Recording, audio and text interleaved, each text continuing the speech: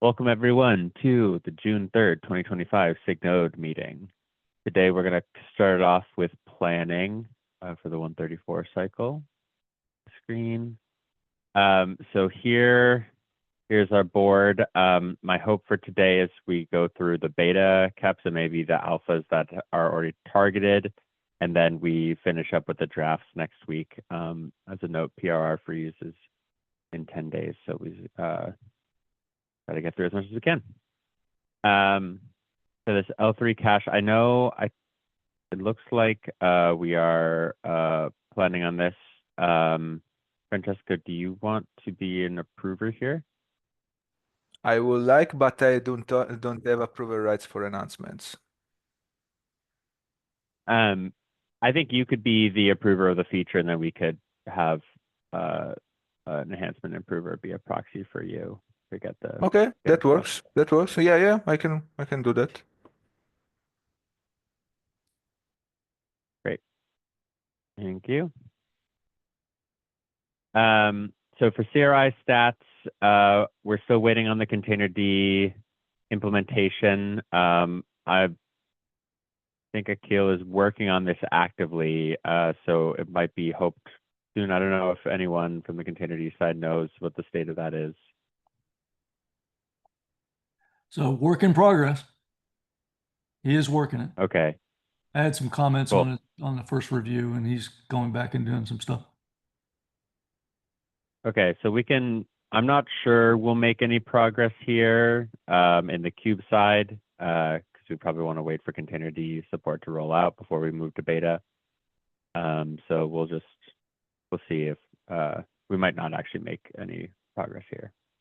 Yeah, Mike, one of the things we need on Kube side is listen metrics and understand how we will transition from one set of metrics to another, if there are any differences such.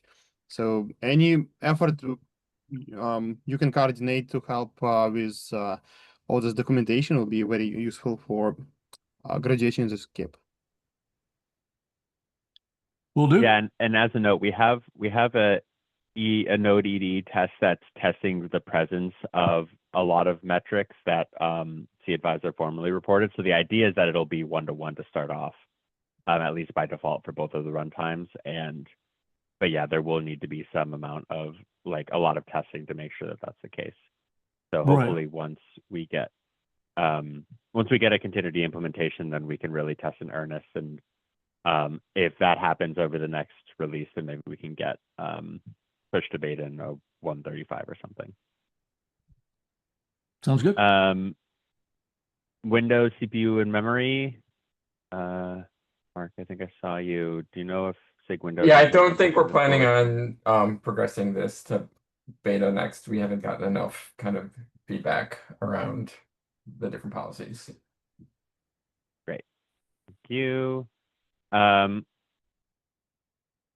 don't think that this is, well, okay, so Akihiro unmarked as stale, but I don't know if this is, I know this is not really a huge priority for a lot of people in SIG Node. I don't know if anyone knows if Hero plans on working this. I could just poke him, but I'm gonna guess this probably won't make progress.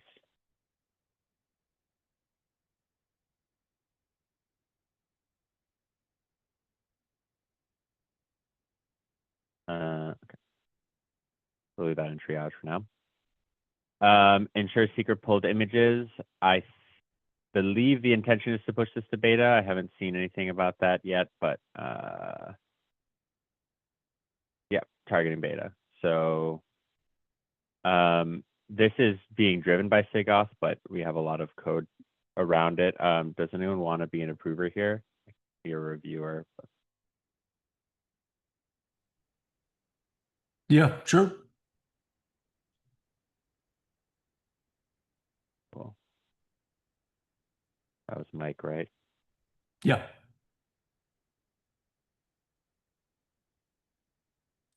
Okay.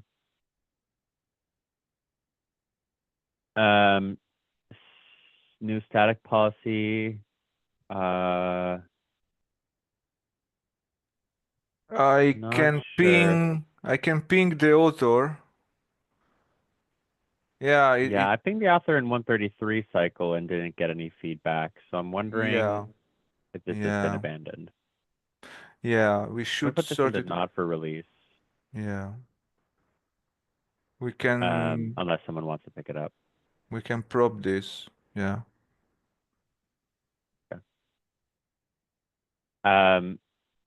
Windows Graceful Node shutdown. Yeah, I think, or hopefully we'll progress this to beta. The function is all done and tested. I think the big thing that we're hoping to land is also the Windows like EDE node tests, which there's some PRs open for, so that we can do more rigorous testing for this. Great. Awesome. Put it in proposed for consideration then.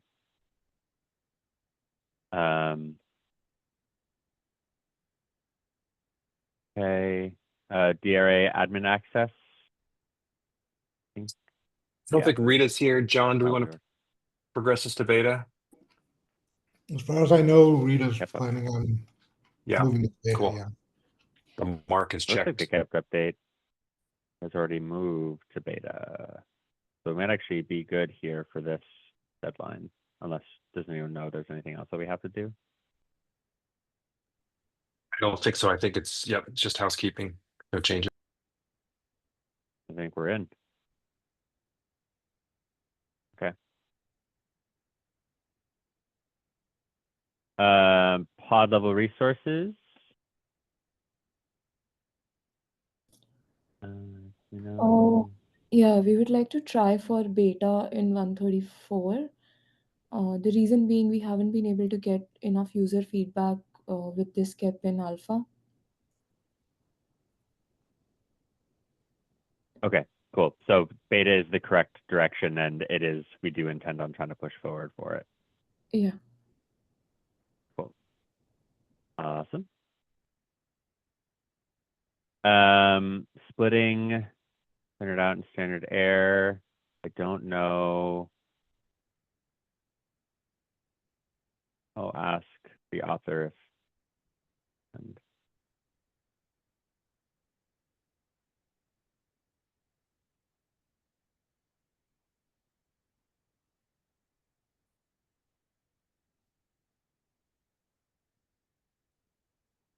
okay. Put that in triage for now. DRA health status. Sergey, do you know if we're pushing for beta here? Let's see which one. This is, I think, Sergey, this was gonna be another alpha, right? Because we haven't added Yeah, the it DRA. will be another alpha for because we want to support DRA first. Like device plugin is already supported, but we need to have DRA. And then once we have both, we can progress to beta. Okay, cool. Sounds good.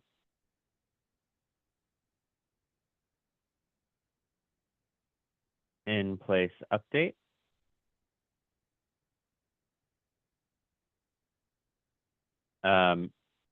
We just made it to beta. Are we planning on doing another beta or adding more stuff to it? Yeah, there's a couple changes planned for beta in 134, not targeting GA, maybe 135.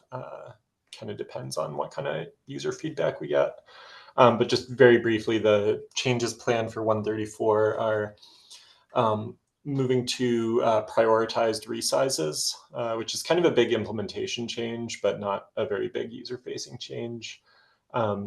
We want to allow memory limit decreases and also adding some observability, some more observability in there. Great. Sounds good. Tune crash loop back off. Do you mind if I interrupt for just a second? I just wanted to ask Tim, are there any in-place VPA ramifications for the stuff that's going on 134 here?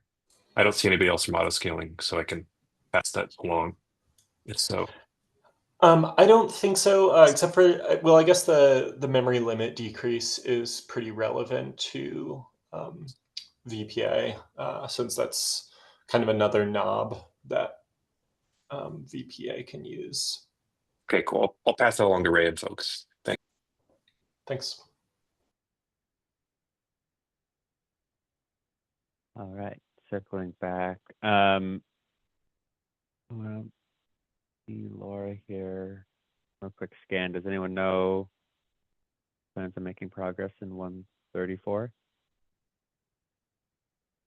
Here's beta.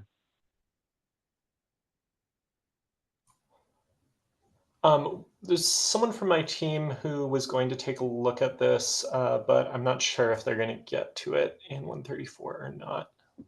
I'll sync up with Laura as well. All right, that sounds good. I'll leave it in triage, and you can poke me if we want to add it to the release. Okay. Actually, though, something that's worth mentioning here, we're planning to split this into 2 separate features, essentially. Right now, it's all in one cap. There's the basically make the crash loop, the maximum back off configurable through the kubelet config. And then there's a separate discussion of decreasing or changing the default back off parameters. And I think we want to advance the config piece to beta, but the default changes still needs more consideration. Okay, cool. Yeah, all right, that sounds good. So let's, I look forward to seeing the new KEP coming out, and then we can, maybe we'll put this in propose for consideration. We'll wait on the config changes beta. Sounds good. Okay. Oh, and does anyone want to be an approver for either of these 2 or these couple that we've just gone through that I forgot to ask for?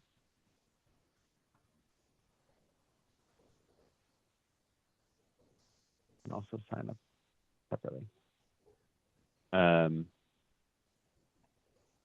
Okay. OCI volume source. So so we've just gone to beta.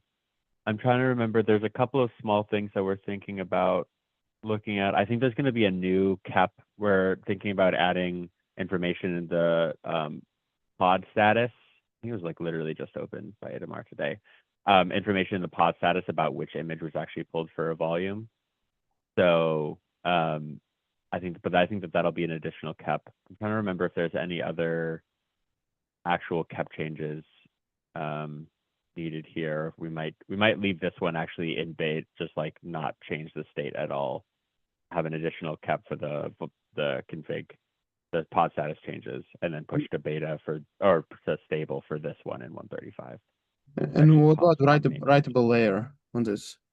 Thank you. Yes, I knew there was something and I couldn't remember. No Yes. X. So we are Yeah. also, yes. Yep. So the no exec, thank you so much. I was fully spacing that. Yeah, so the no exec changes, and also considering whether or not to drop read write. So there actually, we are planning on making some changes here in the beta for this one. And I think there may even be a KEP update open for those. But so yes, we are proposing that. And I would put it as relatively high priority. I agree. Where am I? Priority tab. I hate how it doesn't like it.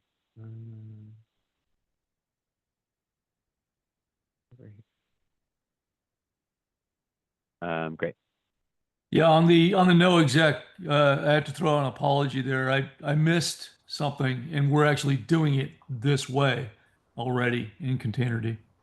Yeah, that's okay. You know, this is partially what we get for not having it be API driven in the first place.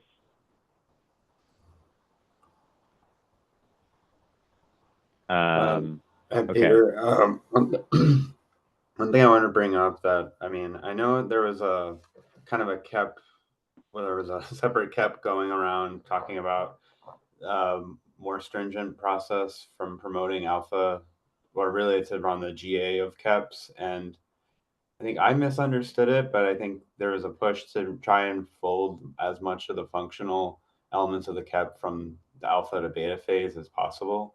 So as we are reviewing these, we want to make sure that like they're functionally complete when going to beta. Yeah, and totally, and I think that we are considering that. I would say the functional piece that we're considering adding is like using the read write read-only field in the I'm volume sorry, API I'm to not talking actually- about image volume. I more mean in general, a general comment for all of these keps when they're going from like alpha to beta, like if there is functionality that's missing. I think John has his hand up. Yeah, I mean, I just actually it's beyond functionality. It's basically, it has to be done. Right? Beta is now, the idea is that beta is default on.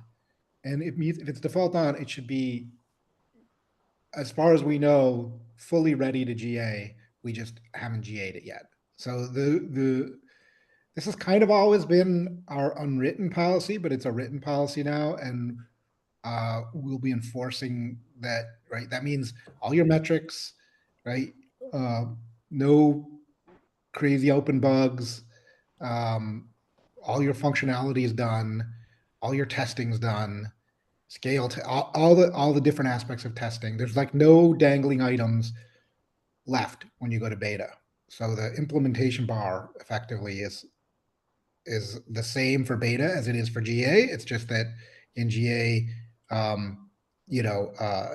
generally we lock you on and you can't be turned off. So the difference between beta and GA is just there may be risks we don't know about, so we make it disableable. That's it. Other than that, everything we know about is done. Okay. Yeah, there was a Cool. cat Yeah, that went through SIG Arch I dropped in the chat too that kind of outlines that. And it does say effective as soon as this PR merges, and it looks like it merged. So yes, this starts with 134.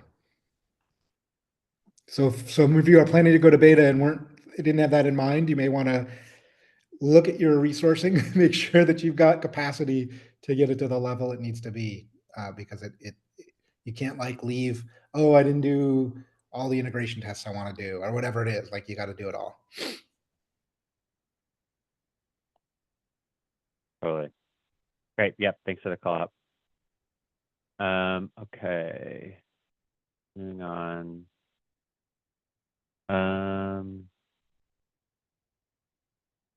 Node labels for downward API. I haven't heard.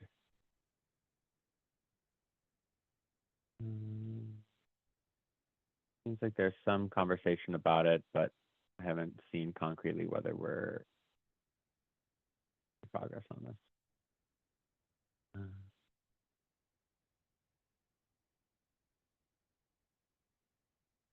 Okay.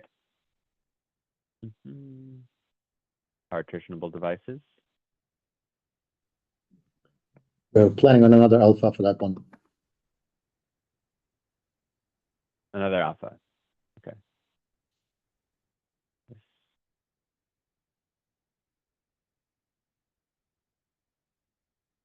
Cool. We'll get to that in a moment. Where are we? Okay, PSI. So yeah, we could consider going to beta for this. I don't know. I think I can't think of anything that we are like, we know that we're missing in this other than integration testing and stuff. So that would be bar that we're sort of hitting, but so I think we could consider going to beta with this, but we also don't really have any concrete feedback on it yet, I think. So, see, but I wouldn't consider it to be terribly high priority. Prioritize alternatives. We want to try to get that one to beta. Okay, cool. And this one's is this a high priority for the working group device management, or is it medium? I think I set this one to medium. Cool, thank you. Container stop signals. Yeah, hey folks. I think we can do another alpha here. The container implementation PR has not been merged. Now that the CRI API bump in container has been merged, I can get back to that. But yeah, I'd like to do another alpha. Do we think there will be any changes, or we're just not going to make any updates here? Like, other than obviously Containerd adopting the CRI changes, is there anything else that is going to happen in this, or do we even need to practice 134? I guess we can add like metrics. That is one thing on my mind. We had discussed in the PRR review that we would need metrics for like how many the custom stop signals has been sent and all of that. Yeah, and metrics and like probably more tests once the implementation PRs has been merged. Mm-hmm. Okay, cool. Sounds good. DRA device paints and tolerations. I don't remember if I think we were keeping it in alpha, but yeah, there, Patrick says it there. Yeah. So, okay, so we're not tracking. Staying in alpha. And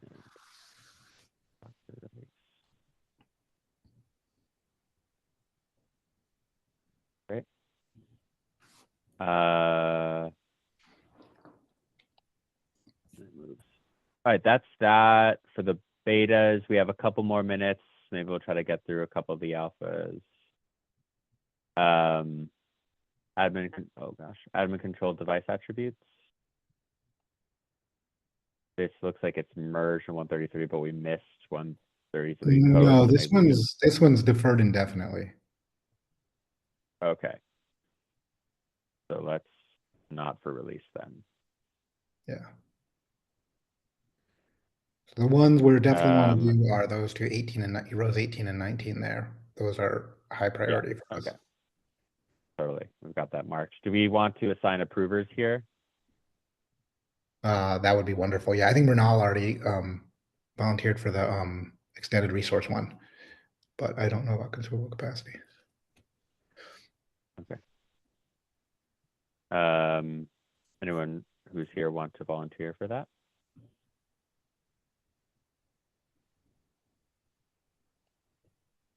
Then that's okay. We'll wait till later. Natasha, I see your comment. We did in fact skip pod generation. My bad. Planning on 134. Cool. Sounds good. Does anyone want to volunteer to approve this? I'm also going to set this to medium, I think, priority. I can review it. Approve, yes. Thank you. And just for a quick one, row 21 there, right above this, is not something we're working on in this release. Great. Perfect. Okay. A couple more sidecar containers during pod termination. Do we plan on making progress here? Unfortunately not. We don't have contributors. If anybody interested to contribute, please let me know.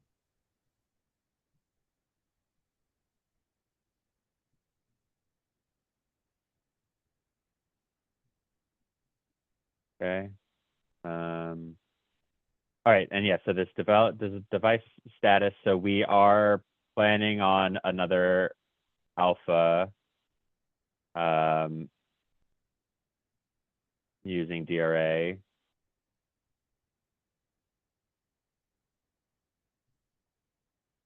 Does anyone want to be an approver here? I don't know if we have. We might not have other approvers here other than Sergey, who's the author. I haven't seen anyone else. Okay. I guess we have Tim and Yuju. You're gonna send me. All right, I'll post. Thank you. Okay.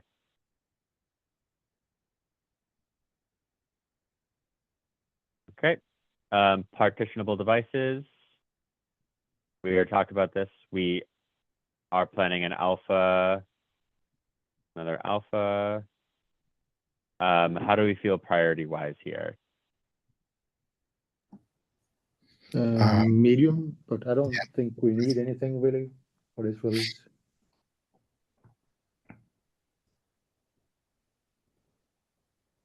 Sorry, you don't think we need anything. What? The medium's good. Morton was saying he doesn't think we need any Okay. like reviews or anything. Oh. Okay, cool. Great. Okay, that gets us through the alphas, and then we just have the drafts to look at, which we can look at next week, and that also gives folks time to release new and exciting KEPs for us to triage next week. So if there's nothing else on KEP review right now, maybe we can move towards Peter, if I can just make one comment, I just want to remind people again, June 12th is, you have to have your KEP PR opened and, you know, at least roughly filled out, or the PRR team is not likely to look at it. The release team is not going to enforce that, but we are. So, yeah. Great. Thanks for the reminder. Yeah, keep in mind, 9 days. Yeah. All right. Thank you. Kevin.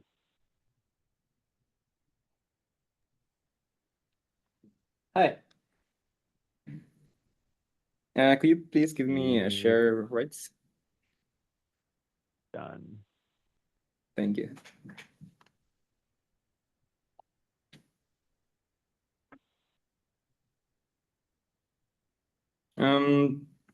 So we would like to discuss that the KEP for pod level resources is going to be, it's being updated to reflect changes in topology manager, CPU manager, topology manager, and memory manager.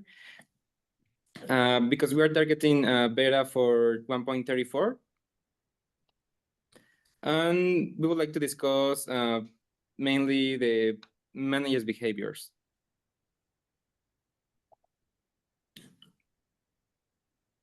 So basically for the memory manager, for all the other managers, currently the alignment and the hint generation focuses completely on the granular container requests and limits. So the objective here would be to target the scope for pod.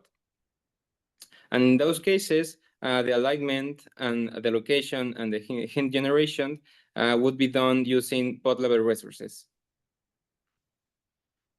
For memory manager, two things have to be changed, which is the hint generation. And in regards to the topology manager, the allocation would be called from that manager, but done at the memory manager. And the same way for the CPU manager, the same changes would be done. However, for the CPU manager, we have policy options which allow us to configure the specific static policy behavior, like putting the contrast with the memory manager. We only have the non and static policies, which basically the non policy, it's having the manager idle, while having the static policy active allows for the functionality to execute. However, for the CPU manager, we also have those two policies. However, we have multiple policy options that can help us configure and get certain functionalities that could improve the performance of the workloads in the nodes. So these policies have also the same focus on the container requests and limits. So that granularity would be lost while having pods with only pod level resources. There are multiple policy options, which some of them are clearly compatible with pod level resources. However, some others are a little bit more fuzzy. It's not that clear, and we will have to do some testing in order to confirm that it makes sense to extend those policy options to pod level resources, while others seem more clearly not to be compatible. mainly distribute CPUs across NUMA and distribute CPUs across cores, seem to be a little bit more incompatible. They could be implemented, however, we will have to determine the specific use cases and make some testing in order to actually make the changes if they might make sense. However, this is still be able to be revisited for GA, but for now, we can say that distribute CPUs across NUMA and cores would be set as incompatible. And for the other policies, full PCPUs, aligned by socket, strict CPU reservation, prefer line CPUs by on-core cache would be compatible. And finally, the topology manager also currently uses the aggregated values for the containers. And the same way, it will have to be done using the pod level resources when the scope is set to pod. And another important thing is that if the scope is set to container, it would not make sense to use the topology manager with a pod that only has pod level resources, since the pod will not have any container specific values, which simply will not allow the topology manager to do its functionality because of not having that that information and having the scope set to container, which completely focuses on the containers requests and limits.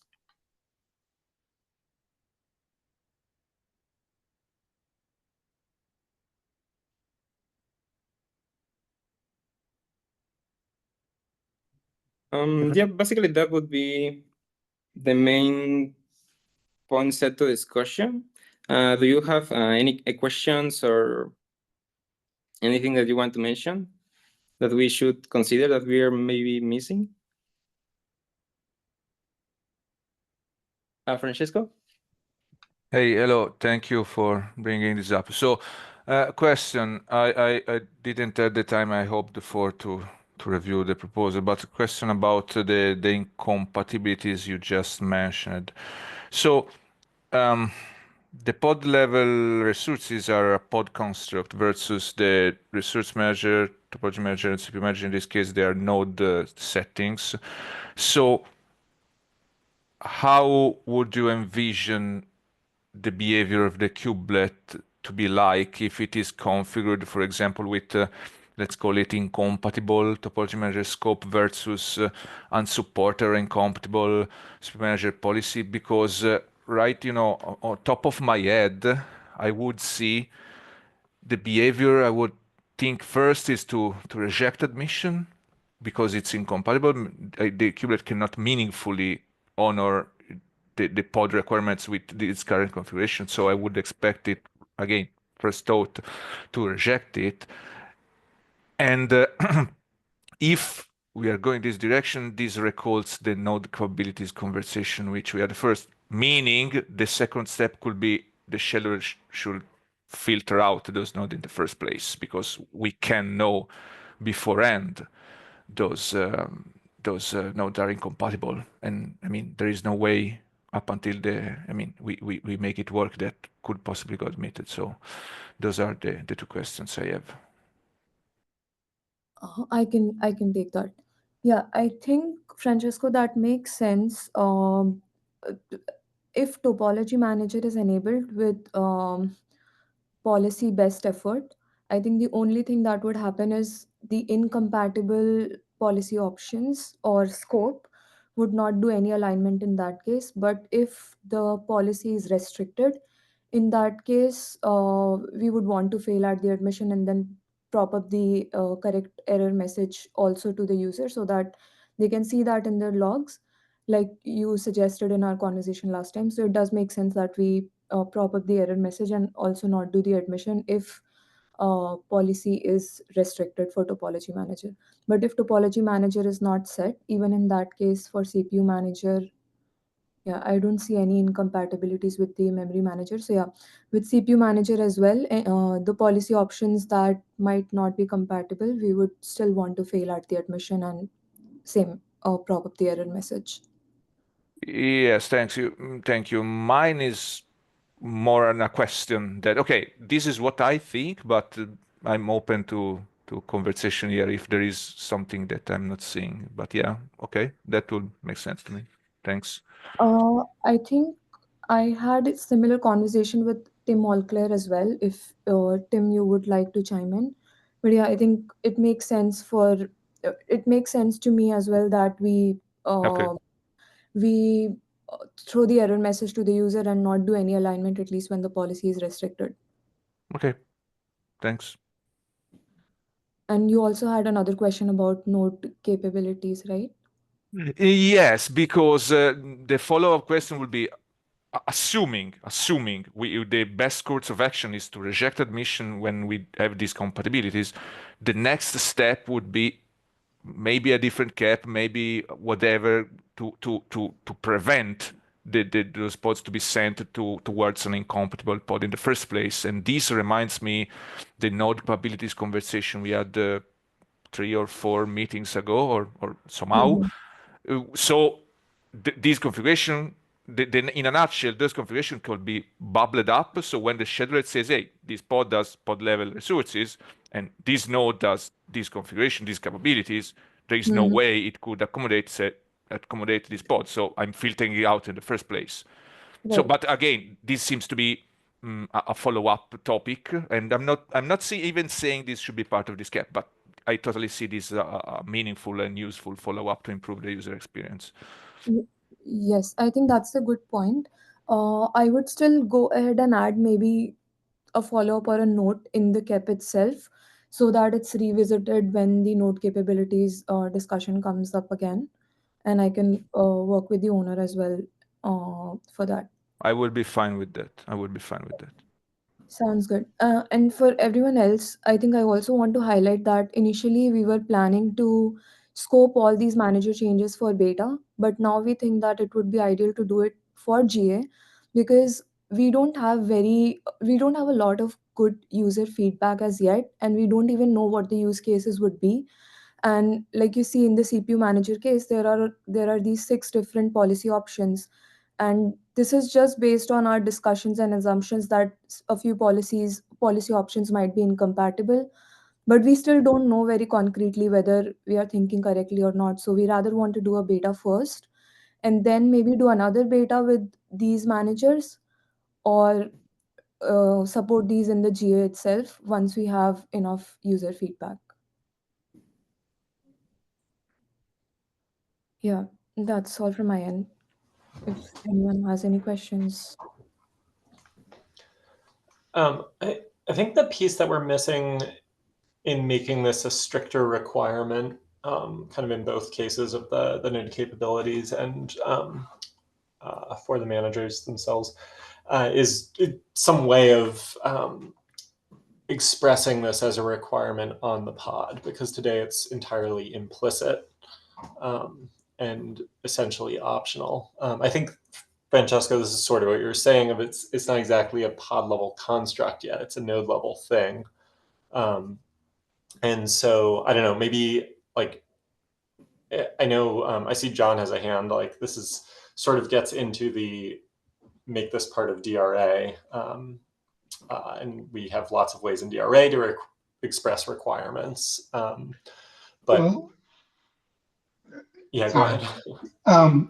Couple things. The capabilities thing is not really DRA, and it is implicit, right? The whole point is that the user doesn't have to explicitly do it. So I think what Francisco's suggesting is we can look at the pod spec and we can determine, hey, this has this requires, this uses pod level resources.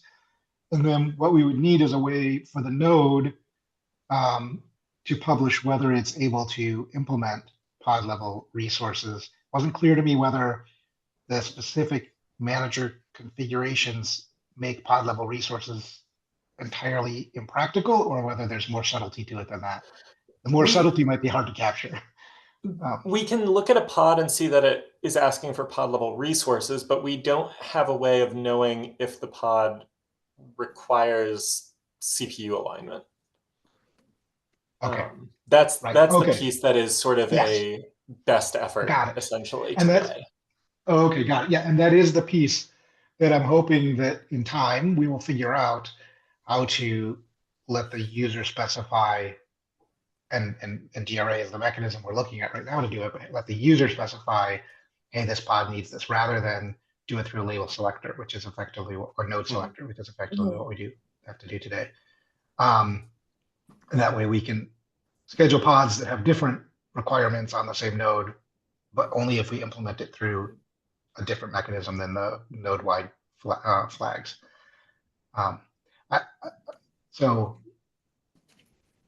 Was there any more on that, Tim, before I raised my hand for a different reason? Just to kind of like say the same thing in a different way, I think what I want to avoid is a user who's not thinking about topology at all. They have a guaranteed pod that's asking for half a CPU, and then they up it to a whole CPU, and suddenly it can't be scheduled or gets rejected or for some reason because now it's within criteria for getting a pinned CPU core and it's not available and that sort of thing. So that's why I think it needs to be, before we do any sort of making it a hard requirement or either in the scheduler or in the node, there needs to be a way for the user to mark this as this is a hard requirement for this workload. Right, I see. You're saying right now we make it an implicit, if you have these values set in this special way, we're going to treat you differently. Yeah. And that's really, people might not actually want that different treatment if it means they can't get scheduled. Yeah, exactly. Okay, that makes sense. The other thing I raised my hand about is, Dixie, we should talk. I'm a little concerned. The idea, I think you mentioned this on the other one too, like the beta criteria have gone up. We can't really go into a state of, hey, let's go to beta to get feedback. Like we need to find another way to get feedback because we need to be functionally complete. We need to have a good understanding of what we're implementing so that what we take to GA is effectively the same as what we take to beta, unless there's some sort of, exceptional circumstance. Our expectation shouldn't be that we're going to get feedback only through beta because it's on by default, right? I mean, every cluster in the world will instantly get it, and if it's broken, that's seriously dangerous. So, and they'll start to rely on it, right? If the API is the API, so and then we can't change it. So I think we have to be careful about that, and maybe we can discuss some other ways to get feedback. Yeah, I think the difference here is from the KEP, like the previous version of the KEP versus now is the previous version of the KEP did not have any details around how these would work or could work, right? So we have explored this a little bit in more detail now, and we have an idea of how these managers could possibly work. And then we do not have enough data points as to what use cases would the customers be using pod level resources plus all these managers. I see. And anyway, if there are any use cases where they would want to use the existing node to schedule these pods with pod level resources, things would anyway be broken. I mean, we can have this discussion offline. I don't want to take everybody's time for it, but like we should, just because the criteria, kind of the bar is changing a little bit, I want to make sure that we're following the spirit of that. Sounds good. Yeah, I can talk to you again about this. Okay. Yeah, it would be really nice to avoid situation when, because of this high criteria, we have a lane mind of all the rejected functionality. Like this is not possible, and we will have another cap to make it possible. Anyway, yeah, I wanted to also to cut the discussion because we have many more topics. Let's go to the next one.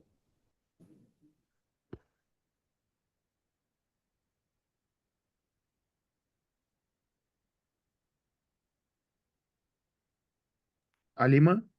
Yes, could I get sharing permissions, please?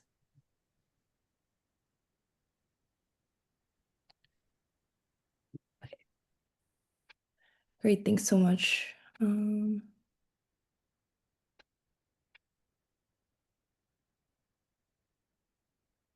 Hi, everyone. My name is Alima, and I'm a new contributor in the space for Microsoft.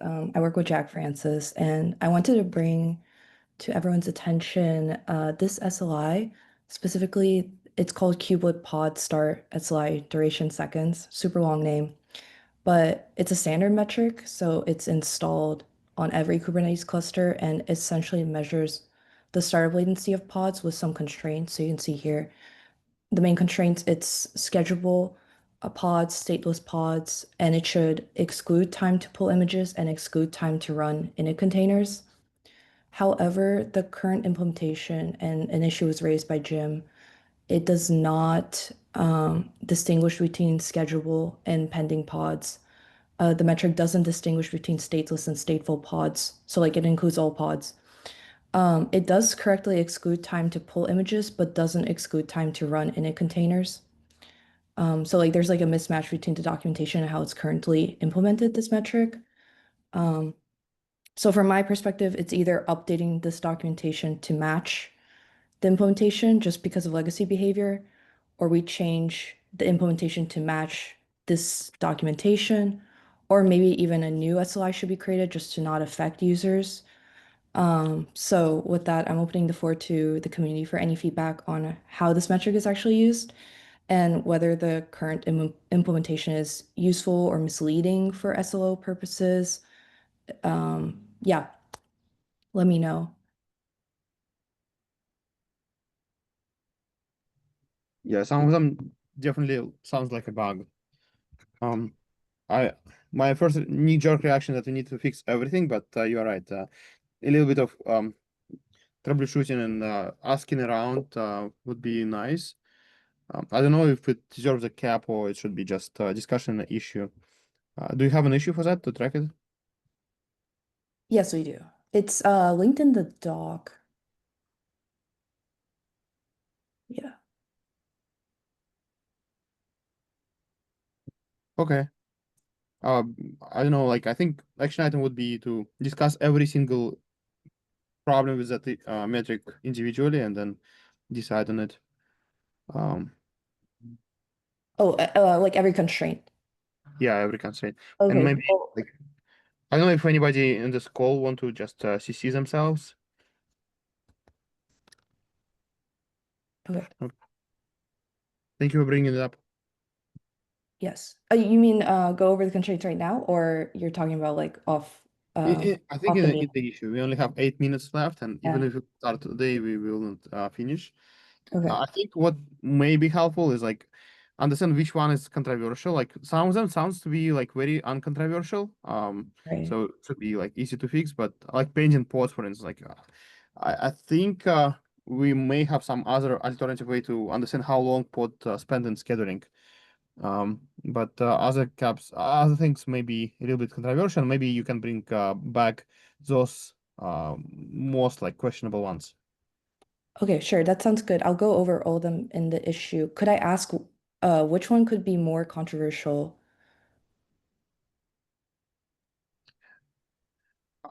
I don't know. You caught me Like off out guard. of these. Okay. Init container sounds to be easy. I mean, I think we just need to spend a little bit of time thinking about it and like understand, is it like implementation problem, like mishap, or somebody actually wanted to Change the understand how docs. long to run init containers. Okay. Okay, sounds good. I'll add it to the issue. If anyone's interested, please CC them. And yeah. Thank you. Thank you. Next up, we have Philip on the Node Lifecycle Working Group proposal. Hi, I would like to just ask if we could request additional feedback on the Node Lifecycle Working Group. Like, not sure if you prefer to reach the consensus in the PR or in this meeting, or we could also schedule this topic in the working group meeting next Monday.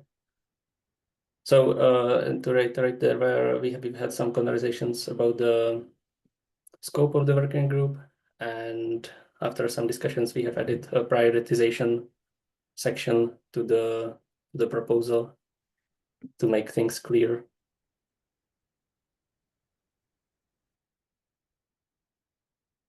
Yeah, thanks. I don't know if we have we don't have a couple of people, so I feel like doing this offline probably makes sense. I'll try to gather folks to take a look at the proposal.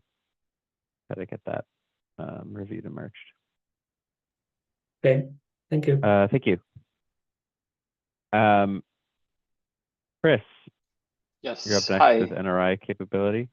Yeah, I just wanted to quickly highlight some important developments that are happening in the NRI space, specifically regarding restricting the capabilities of NRI plugins.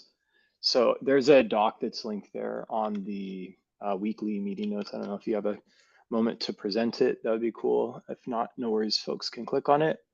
But yeah, so for context, just really quick, NRI plugins are plugins that hook into the container runtime and can make modifications to containers at various points in the container's lifecycle. This can include changing things like CPU and memory limits. And so currently, NRI plugins have significant privileges to modify container specifications, which is powerful, but it also poses security risks. And some recent proposals to expand these capabilities, like modifying setcomp profiles or Linux namespaces, have raised concerns about weaknesses to container isolation. And so this led to a discussion about how we could provide finer grained control over NRI plugins and ensure that cluster administrators can enforce security policies. So this proposed solution here in this design doc, which was an effort between Christian at Intel and Sam and myself, involves a two-phase approach, which is pretty similar to how admission webhooks work in Kubernetes. So we introduced this concept of mutating and validating NRI plugins. Mutating plugins propose changes, and then the validating plugins approve or deny them. And if a validating plugin rejects a change, then the container creation is aborted. And this ensures that security-sensitive settings are protected and policies set by cluster orchestrators like Kubernetes are respected. And Christian wrote the implementation of this, and it's been fully merged upstream in NRI, and it'll be available in the next release.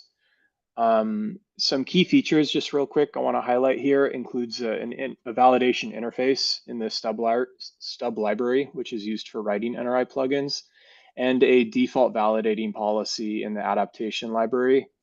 This currently has the ability to reject things like injecting OCI hooks. And as we onboard other types of container adjustments, this default policy will be extended to deny other risky adjustments unless configured otherwise. And this system also tracks plugin ownership of fields. So we can identify which plugin is making what changes to what fields, which is particularly important for security validation.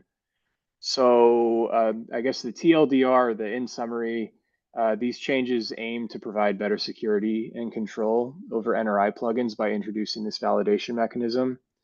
And this will help prevent inadvertent and malicious weakening of container isolation, enhancing the overall security posture of Kubernetes pods and containers. And then more details on authentication and auditing are planned for future proposals. Thanks. Great. Thank you for the presentation. It's exciting work here. I'm looking forward to seeing how this plays out and trying it out. Awesome. Are there any other notes on that? Yeah, I think one of the we have. No, never mind. Sorry, go ahead. No, I just wanted to mention that it was a long debate between limiting NRI capabilities and allowing customers to control them, and I think it's a perfect solution, like perfect middle ground across allowing NRI plugins to do more stuff and innovate, but also restricting when needed. Yeah, I agree, and I like how it mirrors the way that we do in Kubernetes now as well. Okay, we only have one more minute. So I think, Inamar, did you have anything that you could go over in 1 minute on this pod level self-control, or you just wanted to mention it? Yeah, sure. So here's the new cap. Basically, what I did is copy pasted with minor changes from the document that Ajay shared last time. So yeah, I'd be happy if folks could have a look and review. And basically, I see this as a step for GAing swap. Yeah, and I hope we can track it for the next release. That's it. Awesome. Yeah, thank you. We can take a look at that offline. And with that, we are at the end of our agenda and also the end of our meeting. Thank you everyone for joining. Get our caps in. And as a just quick announcement, I'm going to be polling people to sign up for the Cap Wranglers for 134. I have a document I'm going to be sending out. So if you're interested in doing that, please sign up for that or reach out to me. Thank you. Talk to you later. Thank you.